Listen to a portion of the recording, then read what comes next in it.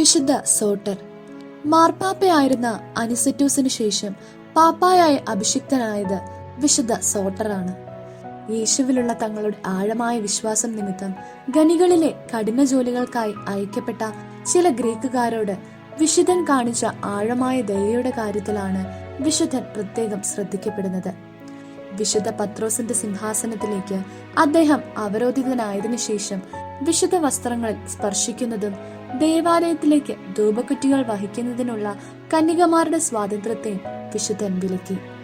ചാവുദോഷം ചെയ്തവർ ഒഴികെയുള്ള വിശ്വാസികളെ പെസഹ വ്യാഴാഴ്ച ദിനങ്ങളിൽ ദിവ്യകാരുണ്യം സ്വീകരിക്കുവാനായി വിശുദ്ധൻ അനുവദിക്കുകയും ചെയ്തു. AD 175 ഒരു രക്തസാക്ഷിയായാണ് വിശുദ്ധൻ മരണമടഞ്ഞത്.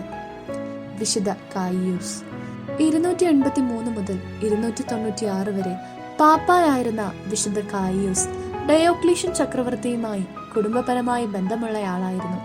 വിശ്വാസികളെ സേവിക്കുന്നതിനായി അദ്ദേഹം നീണ്ട കാലത്തോളം റോം വിട്ടുപോകാതെ ഒളിവിൽ താമസിച്ചു.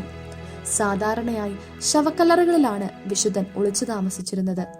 അവിടെ വെച്ച് തന്നെ വിശുദ്ധൻ കുർബാന അർപ്പിക്കുകയും വിജാതിയർക്ക് നേരായ മാർഗം കാണിച്ചു കൊടുക്കുകയും ചെയ്തു.